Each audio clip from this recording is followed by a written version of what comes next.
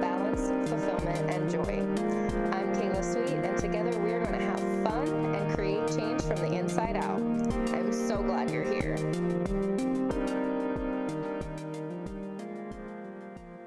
Hello, my friends. Welcome back. I am so excited for today's episode. I probably say that every time, but I have an amazing guest with me today, and we are going to be talking about women's health and well-being. We are going to explore everything that women need to know to make sure that they're prioritizing themselves, that you are prioritizing yourself, your health, your well-being, because you are worth it. And as women, we've been so conditioned to put ourselves last on the to-do list. So today we're going to talk with Dr. Lindsay Ogle, and she is a physician specializing in family and obesity medicine. She's also someone that I was friends with back in elementary school, and we had lost touch for many years and recently reconnected. And she was graceful enough to agree to come on the podcast and talk with you all. I just know she's going to have so many amazing pieces of wisdom to help you live healthier, happier lives. So, welcome, Lindsay. I'm so excited that you're here. I want to open it up for you to introduce yourself to our listeners. Yeah, thank you so much for inviting me here. I am very excited. This is my first podcast ever, and I am so honored to be sharing this experience with you. And like Kayla said, we grew up together, best friends in elementary school, and so it's been so fun to reconnect now as adults, and have some really interesting conversations. We grew up in Indiana, and that's where I ended up going to undergrad and then medical school.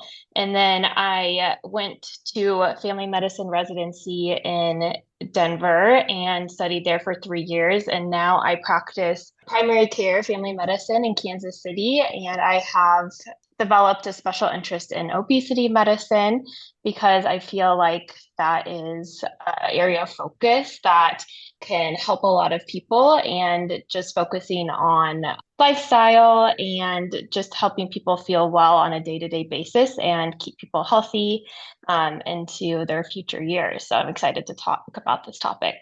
Yes, so much wisdom and wealth of information that you carry within you. I'm so excited to just see where the conversation takes us today. Before we dig in too much to the topic of today, I would love to just spend a little bit of time getting to know you better, so the listeners have that context. If you would be open to share a little bit more of just your story. You don't have to go into the long version, but obviously, we grew up in Indiana. You went to medical school. Now you're a practicing physician.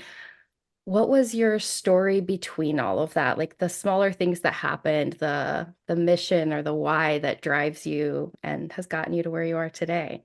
Yeah, so school was something that I realized that I excelled at an early age, and my both of my parents are teachers, and they really instilled in me the importance of education. And so I always knew that I was going to go to college and then probably some sort of grad school after that. And when I was in undergrad, I really fell in love with science, and I actually majored in nutrition science because I wanted to learn something that I could apply to my day-to-day life. And it was really interesting, with the classes that I was taking. And I realized that although I liked science, I also really liked interacting with humans. And so I wanted something that I could, a profession I could combine those two things. And that took me to medicine. And I was fortunate enough to make it into medical school. And those 4 years were really challenging, but I wouldn't trade it for anything. I grew a lot during that time. And I decided that I, well, I was really interested in women's health, which is perfect for this topic. And I considered going into OBGYN, but I realized the lifestyle was not for me. And so I ended up choosing family medicine, which looking back was a perfect fit for me. I really love, like I said, the preventative aspect, focusing on a patient's well-being and doing primary care for the whole family is really where I get to do that. And during residency, I had the opportunity to move out of Indiana and go to a new area in Denver. And that was an amazing experience. Again, more challenges there. But it was another really excellent period for me to grow and learn a lot more hands-on application of medicine. And I spent those 3 years, and during that time, my program had a lot of elective opportunities. And I chose to spend most of that with working with obesity medicine specialists and bariatric surgeons and doctors who specialized in eating disorders. And it was just really eye-opening for me. And like I said, I just fell in love with that side of medicine as well. And so I'm really fortunate now to be at a practice where I really get to do both. I get to do primary care, and then I have a lot of patients coming to talk to me about weight management and lifestyle medicine. And it's just been a really great path here. That's so amazing. Just the way that your early interests in nutrition kind of like brought you all the way through into this place where you are now, where you have this opportunity to reach such a broad amount of people in such a meaningful, impactful way. I know, especially in like the US, obesity is such a huge problem, and there's so many health complications that arise from that. And to be able to support people on that journey and help them do it in a healthy way is just something that is so desperately needed. So thank you from the bottom of my heart. We need more people doing this in the world. I do have another question for you more on a personal level. I would love to know, you mentioned there were a lot of challenges on your journey. So before you got to where you were, what were some of the biggest challenges you faced and how did you navigate through those? Yeah, I am glad that you're starting with this question because I think when we look at where someone is, we assume that they just got there in a very easy path. We don't get to always hear about the challenges along the way, but I think those are some of the most important parts. For me, probably the biggest was just is really personal. It was perfectionism and needing to overcome that. And so as I mentioned, when I was younger, school came pretty easy to me, and quickly I got a lot of positive feedback from the grades I was getting and being, quote unquote, the good girl. And I got a lot of self-worth from that. That's where I felt like my worthiness came from, was those accolades. And it was a helpful thing because it got me to where I'm at, because doing well in school was what part of what got me into medical school and into residency and the job I have now. But it was really exhausting to keep that up, and times I was wanting to kind of rebel against that perfectionism. And so, Kayla, as I was listening to your other podcast and you were talking about some shadow work, which I hadn't heard a lot about, but really resonated with me because I was really denying some other parts of me that really wanted to be seen, the parts Mm. that wanted to be funny and goofy and wild and silly, but I didn't think were appropriate or what other people would want to see from me.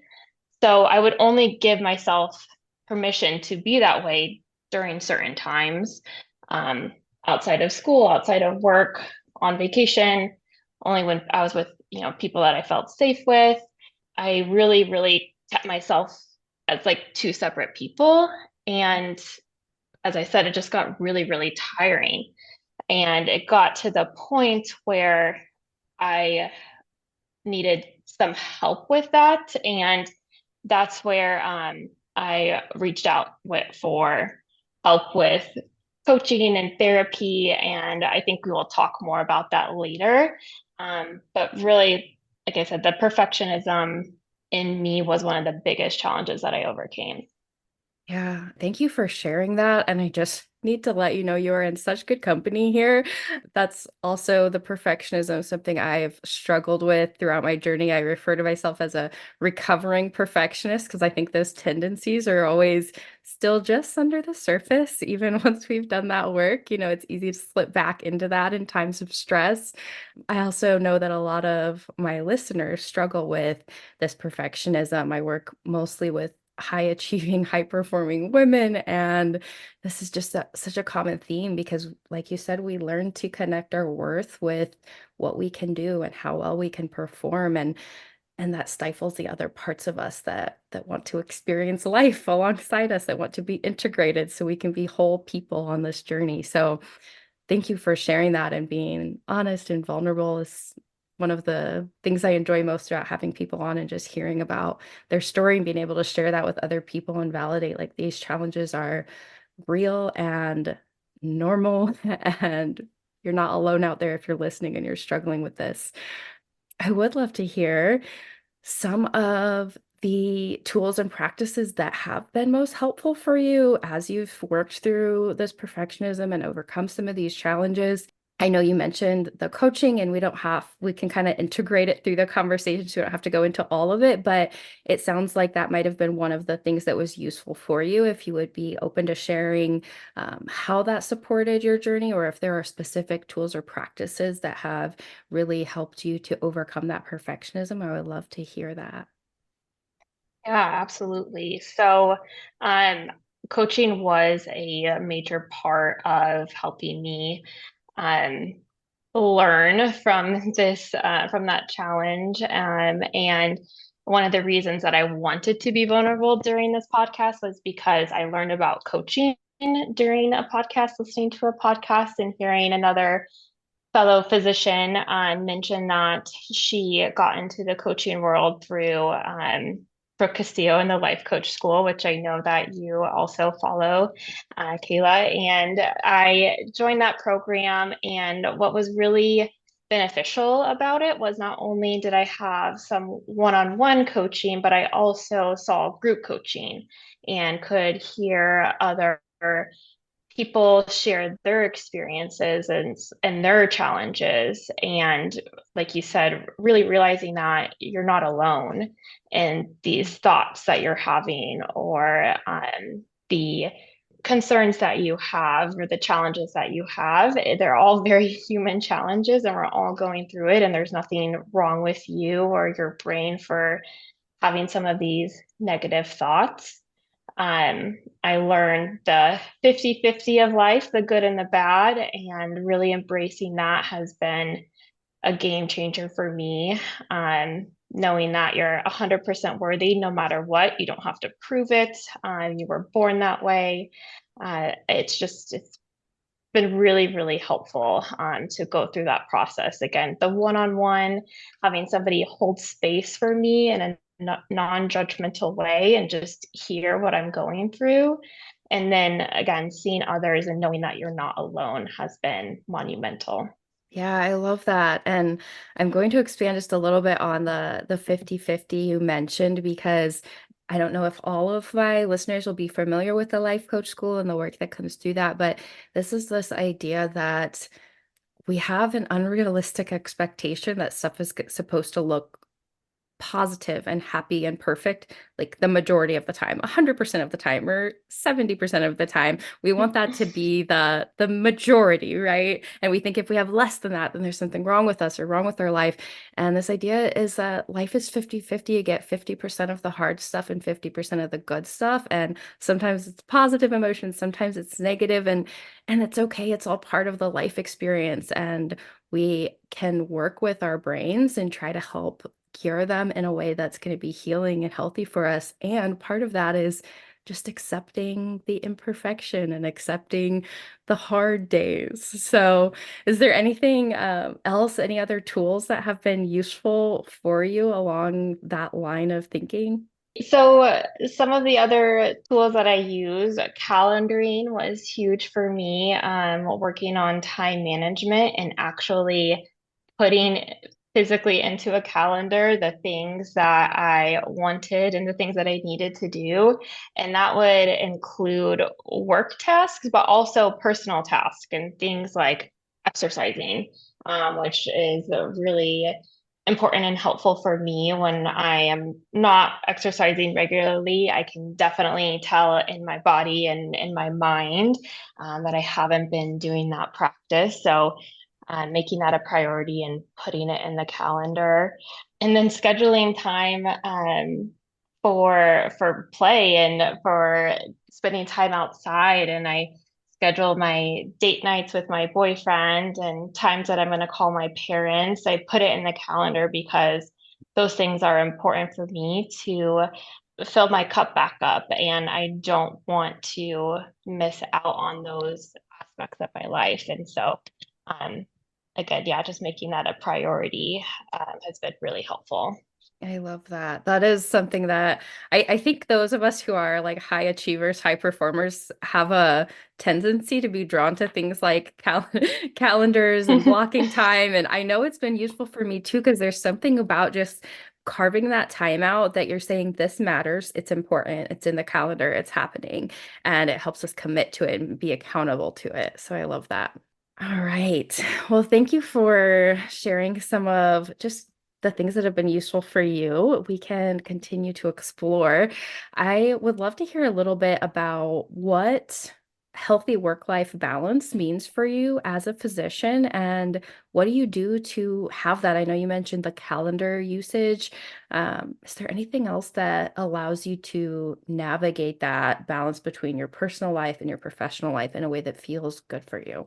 Yeah, so I think it's really important to know that balance in life doesn't mean that you're going to have exactly equal time and energy for all of the things that you define as important in your life at all times. There are definitely going to be seasons in life where you're going to have a different area of focus. So it would be very unrealistic of me to think that, like, for example, during medical school, I was going to be able to spend as much time at the library as I would with my friends, or, exercising at that time. It wasn't feasible. And so I think knowing that in that container of your life, you're going to have to spend more time with school or with work or whatever it is. And then maybe later in your life, that's going to balance out and even out at that time is important. And just understanding those expectations is really helpful, because I think, especially as women, we can put a lot of pressure on ourselves to think that we have to be 100% attend everything, have full energy wherever we are at, and it's not realistic. I also think that having balance means that you really know yourself and you know what you need. And even if you are in one of those stages in your life where you are needing to focus on work or school, you have non-negotiables that you are going to maintain no matter what, for yourself. And as I mentioned, exercise is one for me. Maybe it's spending time outside. I'm also an introvert, so I need to spend some time alone, and so I need to make sure that I do that. And then also, I want to say it's important to communicate the truth about what you are capable of doing at one time. And so, for example, if you know that you have a work commitment, and you can't go to something, then to be honest with the people in your life about that and say, I wish I could be there physically, but I need to, I already have this other commitment that's important to me, and I'm sorry, but I can't. And so saying no to some things to maintain your focus on what is really important for you at that time. Yeah. Wow, you hit on so many important things in what you just said. I feel like we could totally divert this entire episode and just really explore those more. But I really am thankful that you mentioned these non-negotiables and also the imperfection within balance. I think there's a lot of toxic dialogue out there about what balance is supposed to look like. And this word, different people think of different things when they say it or when they hear it. And the fact that it's really about knowing ourselves, knowing where our thresholds are and drawing those lines so that even in the busy seasons of life, we have the things we know we need to be healthy. And that is something that has been essential for me. I'm also an introvert. So even when you were speaking to like those busy seasons or that time alone, there are times where I have to say no to things I really would love to do because I just know my social battery is going to be at zero and I'm not going to be good for anybody. Even if I don't actually have something planned, I'm like, I'm not going to be my best self. I need this recharge time. Like that's part of my non-negotiables in my life, having that quiet time. So many amazing things that you brought up there. Transitioning a little bit into women's health and some of the key things that the listeners could really benefit from hearing your perspective on. I would love to know what some of the most common struggles and challenges are that you see specifically with your female patients. Are there certain things that are coming up again and again when you have people coming to work with you that um, could just be really beneficial for the listeners to hear and understand and have that validation and maybe have some tips around? Yeah, absolutely. And I have a few that I see very commonly with my female patients. And I would say one of probably the most common is that my female patients tend to not prioritize themselves. And so they take on the role as the caregivers in their family. So whether that them as moms or as wives, or they're caring for elderly family members, or they are really focused on their work. There is always something that they are, or someone, or multiple people, or multiple things that they are putting above themselves and above their health. And I often meet patients in their 50s who say, now that my kids are graduated, or now that I have the time, I'm going to focus on myself and my health.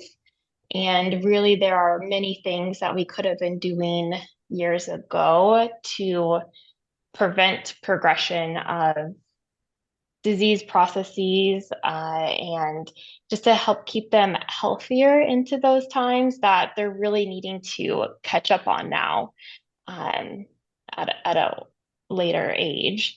Mm. And so that's by far the most common thing that I see. Yeah, I got goosebumps listening. Were there other things that you wanted to add to that? Sure. These two, I think, go hand in hand. One is that a lot of women don't recognize how much stress they're carrying on a day-to-day basis. They just don't even stop to acknowledge everything that they have on their plate, and they just keep going and keep themselves busy. And as the outsider looking in and talking with them, I can see it, but they don't always see that stress and the impact that it's having on their health. And then on the same kind of the other side of the hand, they don't give themselves enough credit for everything that they're doing. Mm. They just think that it's something that they have to do, or everyone else is doing it, so it's not that special. But it really is. Again, when you have that outside perspective, you can really see how much they're doing and how much impact that they have on their family and their communities, but they're not taking the time to acknowledge everything that they're doing or acknowledge themselves. Yeah.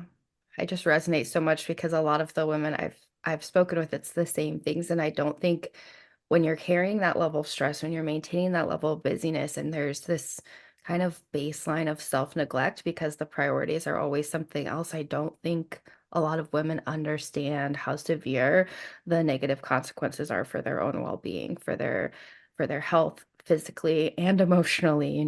So Yeah, just very validating to hear that. And also, given that, what are some pieces of advice that you would offer to women that maybe have a desire to be healthier? They want to be less stressed, but they don't feel like they have a lot of time. I feel like that's the most common opposition I hear from my clients is that there's not enough time for self-care. There's not enough time to go to the doctor. Like you said, they're prioritizing all these other people. So what are some things that they could do earlier on from your perspective with your training? Absolutely. And I like how you worded this question because you said they feel like they don't have enough time.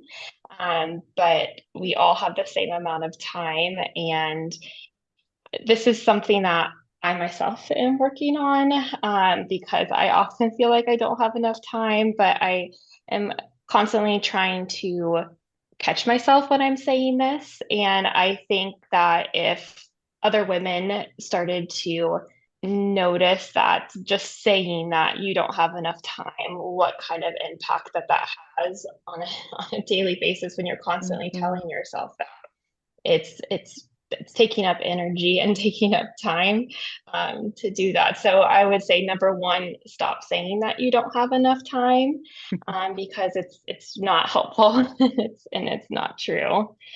I also think it's important to realize that there's not necessarily going to be more time in the future. And when we look back on our lives, I think that that becomes very obvious. I know just for me, when I was in high school, I thought I was really busy. And then I went to college and thought I was really busy. And medical school, I thought I was really busy. And residency and now, and I haven't even had kids yet. I can't imagine what that's going to be like as far as busyness. It just, life it continues to be busy. So it's, you have to make the things that are important, which your health is huge, hugely important. You have to make those a priority now, because it's not going to get easier in the future. And so, things that you can do to make it a priority are, as I mentioned earlier, calendaring it. I think that that has been so helpful. Starting small, you don't have to go from not exercising to exercising an hour every day. It could be you have one day a week where you have a little bit of free time in the schedule and you can get an exercise in just that one day a week or 5 minutes, 3 days a week. You can start small and work your way up. That's absolutely okay. I think we have this all or nothing thinking that keeps us from making progress. And then another piece of advice is asking for help, and that can be friends or family members. If you have kids, asking them to, you know, help babysit while you go exercise or go to the doctor. You can potentially hire help to help save some time, or whether that's somebody that can, be accountability partner or a coach or somebody to help clean the house a few times a year. There are a lot of ways that we can lean on others for support and make this process a little bit easier on ourselves. Yeah. Yeah, there again, so much wisdom. I am just so grateful that you came on today and are sharing all of these things from your personal experience and from the work that you do in the world because this is such a common issue, this time scarcity, this feeling. And I know my listeners are familiar with my story. I burned out really early in my professional career. And I think the thing I said the most during that time of my life was, I don't have enough time. I even remember saying this when we had like upper management coming to the organization that I worked at and asking the like middle management that I was in at that time, what do you need? And I said, more hours in the day. This is actually like a Mhm. completely ridiculous thing to say out loud. And I didn't even realize it at the time because I was in such that mindset of time scarcity. And so now when I catch myself in those moments, I remind myself, no, I have exactly enough time for what I prioritize, period. When but it's been a shift. Absolutely. Oh, okay. So I guess continuing to think about women's health and health in general, everybody's health and well-being. Do you have any specific things that you would recommend to just manage health or prevent progression of disease? Are there little things that would just be pretty manageable for anybody to start doing early before things progress? Yeah, absolutely. So, I think one thing that can be really helpful, it's kind of like an exercise, is to take a step back and look at the big picture version of your life. And who do you want to be when you're 50 or 60 or 80 or 90? Do you want to be someone who is active and functional and surrounded by people who love you, friends and family? And then once you kind of picture that person, that future version of you, what do you need to do now to become that person? And what habits would you need to build? What support would you need? What relationships do you need to foster? Because I think that that would give you the building blocks to how you would create your life now to become that version. And none of the things that we are doing are, new tips or like any like sexy trip or sexy tips.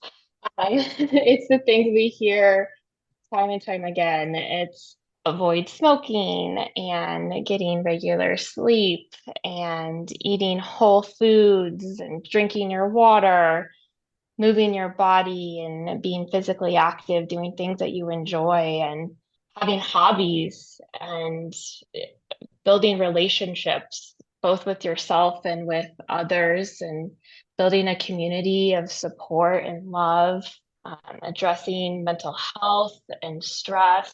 If you do those things, then I think most of us will live a very happy and healthy life, even though those are the things that we hear all the time. If you're not doing those right now, it can be overwhelming to implement. And so I would say pick one that sounds the most intriguing or that you think that you would be most willing to start off with and focus on that and for as long as it takes to make it a regular habit and then move on to the next one because again I'm a big picture person. I think that it's really helpful. It's not something that you have to flip a switch and by the end of next week you're going to be doing all of these things. This is your life and your health over the whole lifespan. And so it's okay to take your time and do it in a sustainable and healthy way. I love that you focused on one, that it's not the new sexy things. Like, there's no magic trick we're going to share today with everyone that's going to solve all of your human problems. Yeah, I wish there It's was. I know, right? We study these things hoping there's a magic answer, but it really is those building blocks to a healthy life, those building blocks to a healthy body that we've heard about since we were in elementary school. Like, eat well, sleep, move your body, these basic things. And I also love that you included that community building in a part of that and cultivating those loving relationships because there's so much evidence around how we need people. We think we can do stuff all on our own, but we really need those nourishing relationships. And I think that practice you shared of looking at the big picture and zooming out and imagining our lives and what we want them to look like can help people to find that inner drive and motivation to start making these little changes because it reminds us why it matters so much. The time just goes by so quickly, and when we don't take the time to pause and think about where we're going, we can lose sight of that and just get lost in the day to day. And before you know it, you're managing really serious chronic illnesses and you have lack of mobility and you don't have energy to spend time with the people you love, and that it just progresses so quickly. So I thank you for sharing that practice. And I hope that everyone who's listening will spend some time with that and really think about what that means for you. I guess as we're talking about what a healthy life looks like, and you shared a lot of lifestyle habits that would be helpful for people in preventing illness. But another thing that we had talked about a little bit earlier was that one of the most common things you see in women is that they don't realize how much stress they're holding and how much they're walking around with every day. And I know stress has, really severe impacts on the body over time. I would love to hear if you could speak a little bit to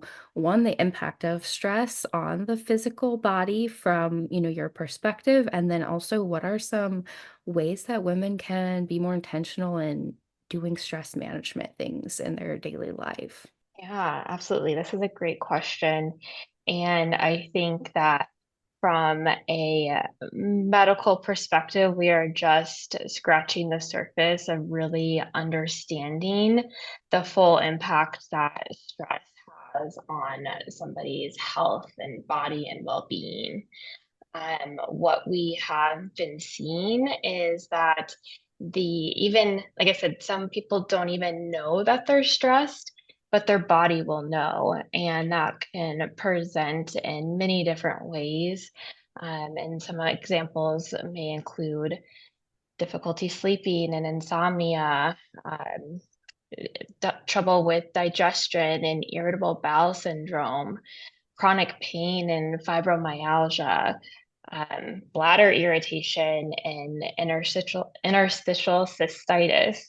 It can change menstrual cycles and cause menstrual irregularities. It can really impact the body, even if you're not acknowledging it. The body is trying to tell you that it's stress and it wants you to slow down and acknowledge that. One thing that I think just recently wrapped my mind around is some of the conditions that I mentioned.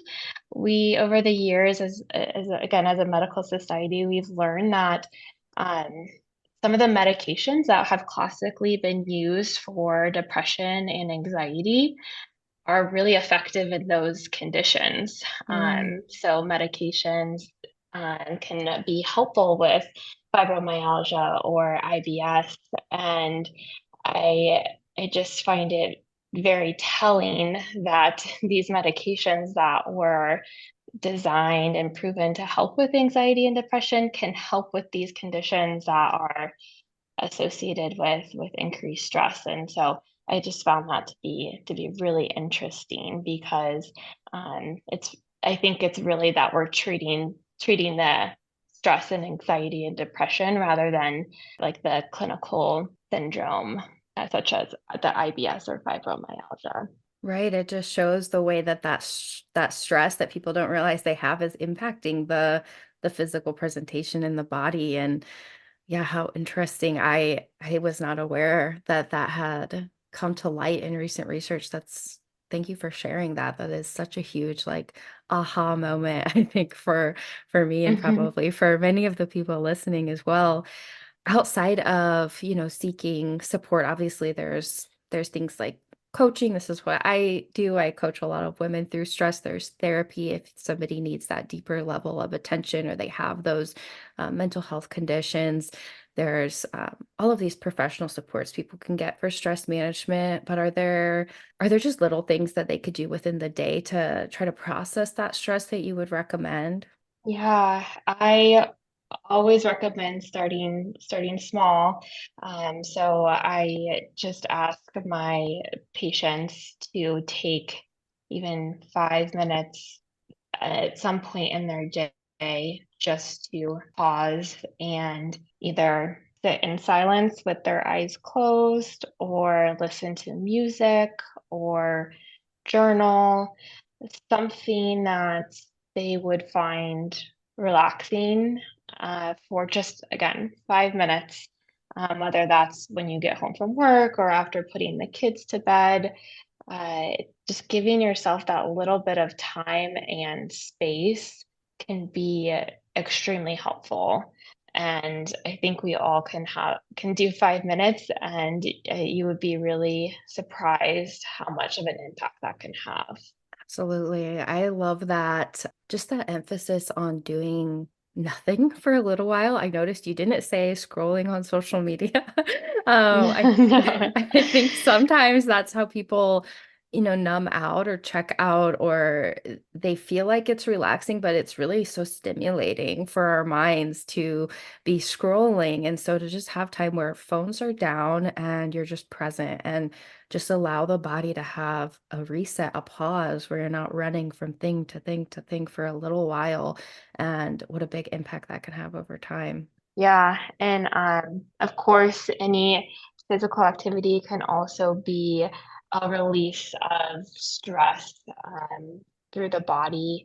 And I always emphasize for physical activity and exercise to find something that you actually enjoy. So exercise is not supposed to be a punishment to your body. It's supposed to be uh, a release and expression of your body. It can be a stress release. It can be fun. Just explore the different types of exercise that are out there, because I promise you can find something that you do enjoy and that will give you a lot of benefits to your health and well-being. And that's so important too, because I do think a lot of people think of exercise as like, okay, time to punish myself for what I ate, or I guess I have to do this thing that makes me miserable, or they stress about it all day because they don't want to do it. But if we could just find things that are fun and enjoyable, and I know for me, I've had to get really creative with my exercise because I get bored if I'm doing the same thing every day. So it's like, okay, I did high intensity interval training for a while. I did weightlifting. I've done hiking and going on walks and running and yoga and Pilates, and I just have to mix it up and keep it fun. Otherwise, I get so bored. Yeah, yeah. You've tried it all. That's amazing. Yeah, it just kind of depends on what season I'm in, what I'm enjoying, and I have to switch it up pretty consistently. But it's like at least I'm getting that movement in and I'm doing whatever feels fun for me during that period of time. And I don't think we Yeah, all yeah. think of exercise as fun, right? Like, some people are very averse to physical activity, like, oh, why? Yes, yes. I love the emphasis that we've had so far, just with all of these changes, that it can be incremental and starting small and being realistic and connecting with why it matters in the big picture and all of these things. I would love to zoom in just a little bit into nutrition and the role that that plays in women's health. I would love to know what some of your suggestions are for maintaining a balanced diet, for maintaining health through nutrition, especially given your early interest in this realm. I would love to hear what your thoughts are on that and what are some suggestions for starting to integrate a more balanced diet into busy lives. I think a lot of times women will skip meals or eat fast food because they're running around, and it's just hard to integrate that time to be intentional about what we're eating. So what are your thoughts on this? Yeah, so I have a few ideas that I'd like to share.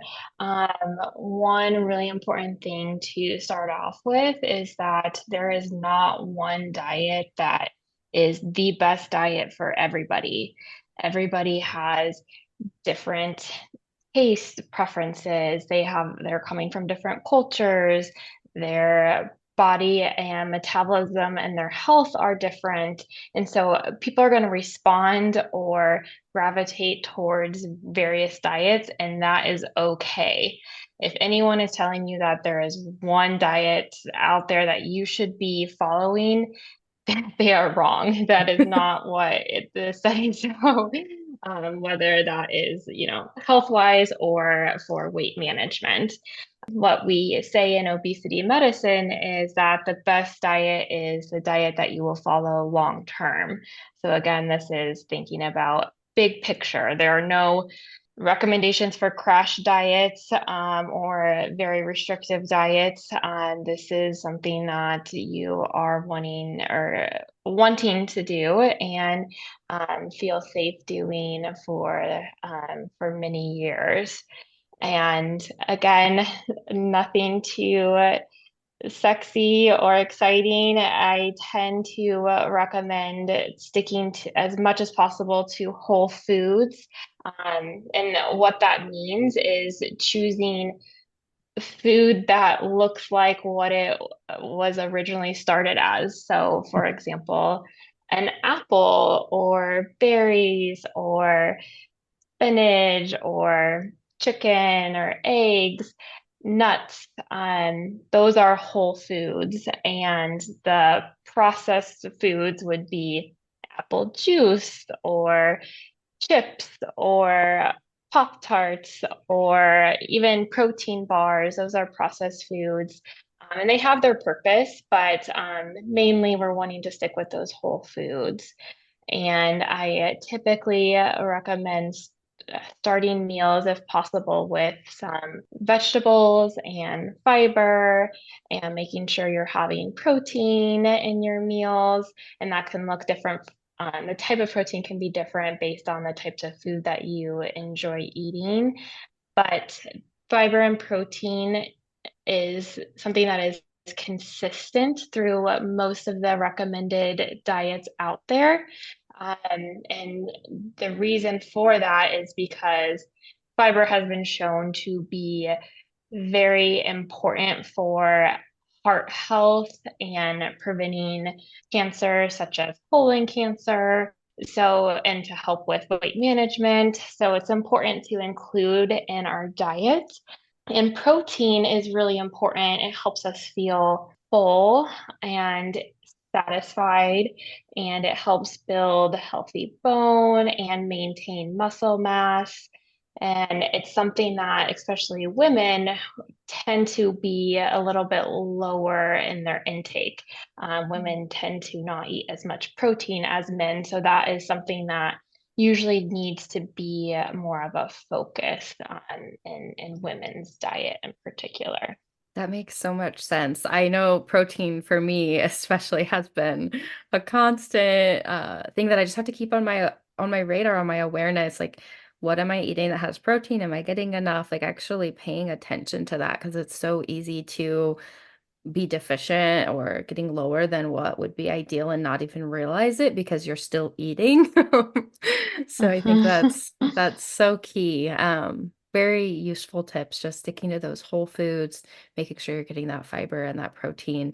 And I would just add, like, if you are in a crunch for time, those whole foods are really easy to bring in a lunchbox, like carrots and celery, and you can grab that stuff on your way out the door. You can even bring it in the package it came in. I think sometimes people are like, I don't have time to meal prep, and it's such an inconvenience to try to have something healthy every day. But you can be simple in integrating these things. It doesn't have to be anything glamorous, just making sure that that nutrition is, aligned with the things Lindsay's been sharing. So, And I think one last thing I was going to say about nutrition, and really it's more of like the mindset of it, is thinking about when you're eating something, what is this going to add to my health?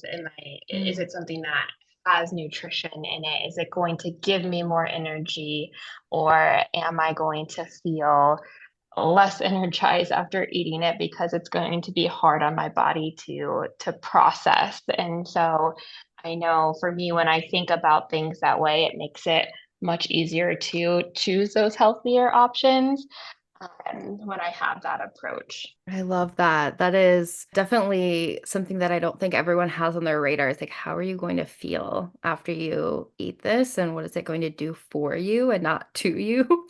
Um, Mhm. I went through a phase where I used to, anytime I ate like a vegetable or a fruit, I would Google the like the health implications, like what are the benefits? What are the health benefits of strawberries? And I just like read about all of the great things.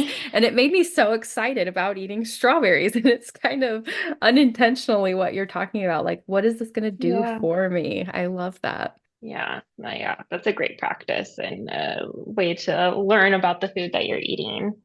Okay, so we're getting close to our time. I think I'm just going to ask one more question before we wrap up, and then I'll open it up to just anything else that you want to share before we close. But the last thing I do want to talk about is sleep. I know a lot of the women that I work with, and even something I've personally struggled with, is getting enough sleep, having good routines around sleep. So, one, how important is sleep, and do you have a recommended sleep amount? Because I feel like I hear different numbers everywhere I look for this, so I'm curious what your thought is on sleep for women.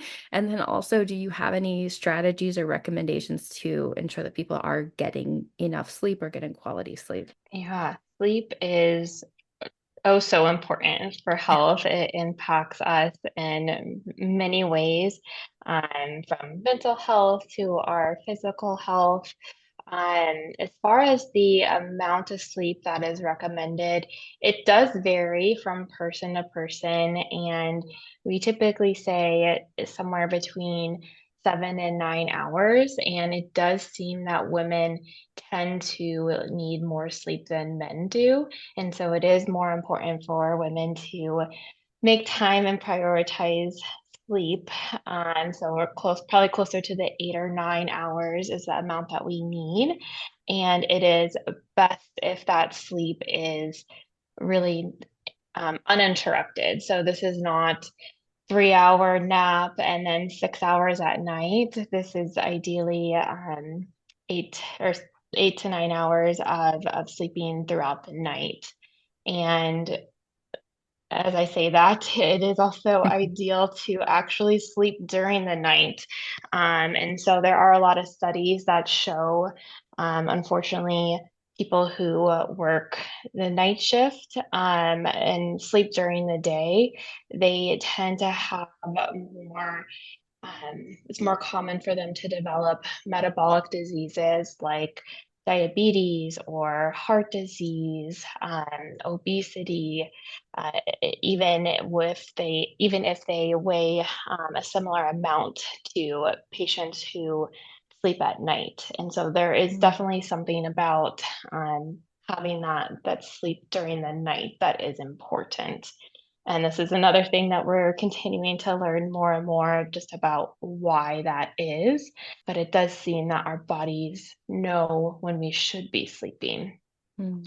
Um, it's important that if you have ever had somebody tell you that you snore or you stop breathing when you're sleeping, or if you're waking up with headaches in the morning, or if you're getting 8 hours of sleep and not feeling rested, you should really talk to your doctor about that because you could have an underlying sleep disorder that can be addressed and can be treated.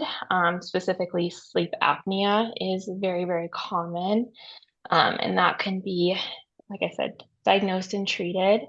But if you are somebody who just has trouble falling asleep at night, um, you mentioned sleep routine, and routine is so important. Where our bodies thrive on having regular rhythms and routines, and so if you like to read before bed or do yoga or have a bath, um, something that gets your tells your brain and your body that you are getting ready to go to sleep is very important. Keeping your room pitch black as much as possible. I started sleeping with a sleep mask because my curtain has a little bit of light that peeks through, and I've noticed a huge difference in my sleep with Mm. just wearing that sleep mask. Keeping your room cool, making sure that you do get that physical activity, that sunlight during the day, that'll help you sleep at night. Having your regular sleep hours. It's also really important that you keep your bedroom for sleep and sex only. You don't do homework or watch TV in your room or eat in your room. You want your brain to associate your bedroom with sleep. And so as much as possible, that's what you're going to do there. So those are tips that are known as sleep hygiene, and that can help get your body in a routine to help get that restful sleep that is really important for our health. There's so many good tips there. Thank you so much for sharing that. I've had to implement many of those myself. I mentioned sleep. I think I'm naturally a night owl, so sleep has always been something I've had to work towards. And recently I even started wearing like earplugs while I sleep because as I've gotten older, I've gotten more sensitive to the sounds around me. I don't remember that being an issue before, but that's helped too. So you think that in I'm definitely also a big advocate for using the bedroom for sleep because when you're spending a whole bunch of time in there, then it's like hard to get the mind to wind down. And that was something I had read years ago, and it really does make a big difference. I'll have to make my husband listen to this podcast because he likes to just hang out in there sometimes, and I'm like, it's not good. I'll have to tell him it's doctor recommended. Yes, yeah, exactly. Oh my goodness. Well, we've covered so much ground, so many essential pieces for health and well-being. Is there anything else that you would like to share with the listeners before we wrap up and sign off? Well, I just want to thank you for giving me the opportunity to talk with you today. It's been really fun, and I hope the listeners learned something from our conversation. I think we touched on so much, and like you said, we could probably take each of these topics and have its own podcast because we could dive so much deeper. But it was a great conversation. I just want people to, especially women, know that it's okay to prioritize yourself. It's okay to prioritize your health.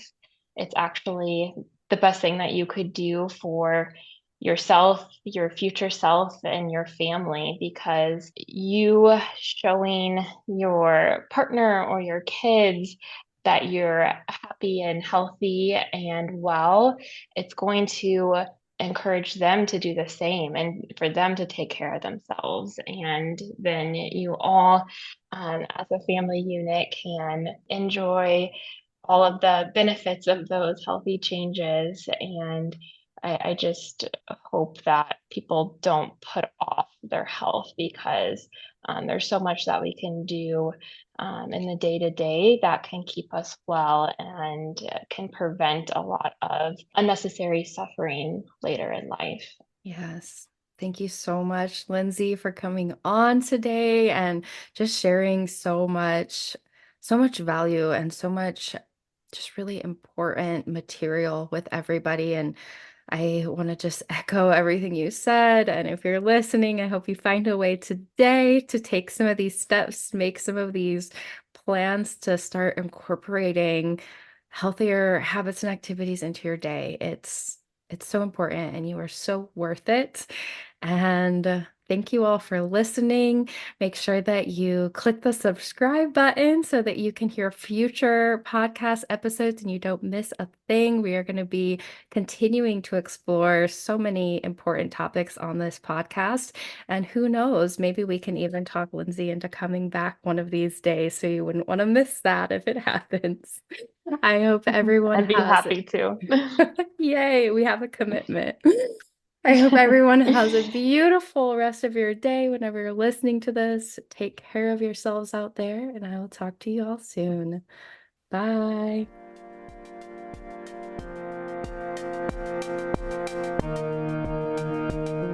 Thank you for listening. If you want more resources on thriving in your life or want details on working with me, check out my website at internallyguidedleadership.com or follow me on Instagram, Facebook, or TikTok at Internally Guided Coach.